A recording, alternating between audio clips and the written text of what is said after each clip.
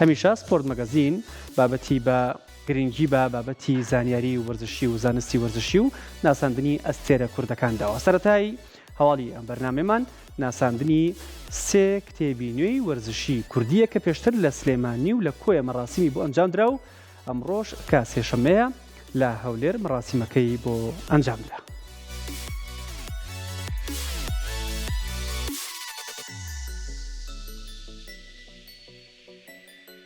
پێشنیۆڕۆی سێشەمە لە هۆڵی بەڕێوەبەرایەتی گشتی وەرزش لە هەولێر بە ئامادەبوونی هاوڕێ ڕەوانزی جێگری بەڕێوەبەری گشتی وەرزش و سەلاح حەسەن خەسرۆ سەرۆکی لیژنەی ئۆڵمپی کوردستان و وەرزشوانە دیێرینەکان و دەستگاکانی ڕاگەیاندن ڕێکخراوی میتان بۆ پەرەپێدانی میدیای وەرزشی و بە هاوکاری بەڕێوەبەرایەتی گشتی وەرزش سێ کتێبی وەرزشی پرۆفیسۆر دکتۆر هۆشیار عەبدوڕەحمان لە ڕێوڕسمێکی شایستەدا ناساند.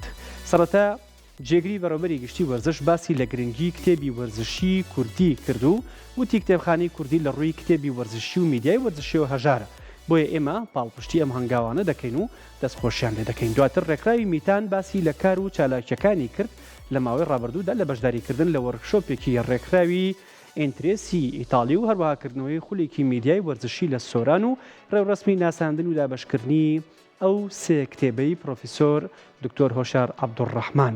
هاوکات دواسیان لەوەش کرد کە سەرەتای مانگی 12 بەنیازن سیمینارێک ئەنجام بدەن بە ناونیشانی دۆزینەوەی مروواریە ونبۆکەی وەرزشی خانمانی کوردستان.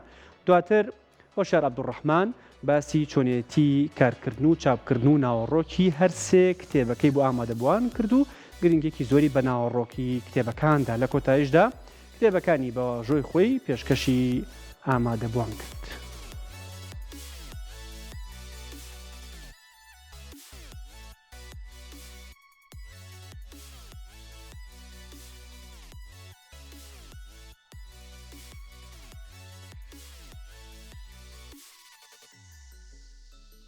دیارە ڕێکخراوی میتان بۆ پەرەپێدانی میدیایی وەرزشی یەکێکە لە ڕێکخراوە چالاکەکان کە کار لە میدیای وەرزشی دەکات. چالاکیەکانیان جێگای دەستخۆشی و پاڵپشتیە. ئەمڕۆژ بە هاوکاری بەڕێوەبەرایەتی گشتی وەرزش هەڵدەستێت بە ئەنجامدانی ڕێوڕسمی ناساندنی سێ کتێبی وەرزشی لەلایەن وەرزشوانی دێرین دکتۆر هۆشیار عەبدوڕەحمان کۆیی ئامادەکراوە. دکتۆر هۆشیار ناوێکی دیار و کاریگەرە لە نێو وەرزشوانان لە کوردستان. خزمەتێکی زۆری بواری وەرزشی کردووە. لێرەوە پیرۆزبایی و پاڵپشتی خۆمان لە بەڕێوەبەرایەتی گشتی وەرزش لە کوردستان لە دکتۆر هۆشیار دەکەین. خۆتان دەزان هەرسێک کتێبەکە گرنگ و کاریگەرین بە وەرزشوانان. دەزانم دکتۆر هۆشیار مادیبوونێکی زۆری پێوبینیوە.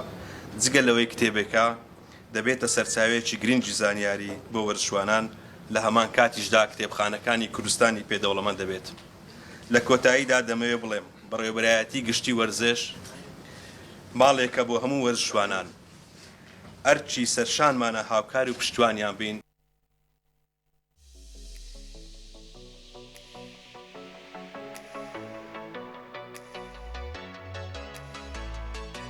وەکو ڕێکخراوی میتان بۆ پەرەپێدانی میدیای وەرزشی بێگومانەمە لە ساڵی 2023 مانجی 4 دامەزرای مانجی 5 بڕیاری کارجێڕیمان بۆ دەرچوو دەست بەکار بکەین.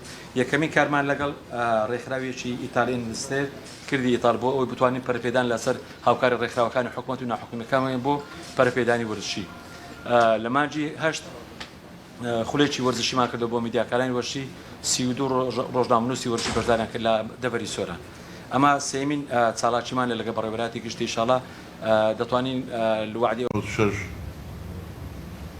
ساز کراوە تاکو 2020 وەڵامی 300 پرسیار لەسەر یاسا نێودەوڵەتیەکان تۆپی بالا.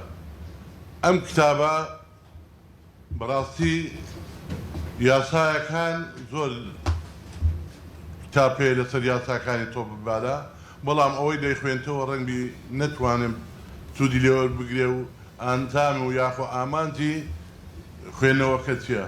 بۆیە من لە سەرەتاوە ئەم کتابم ئەم وەڵام و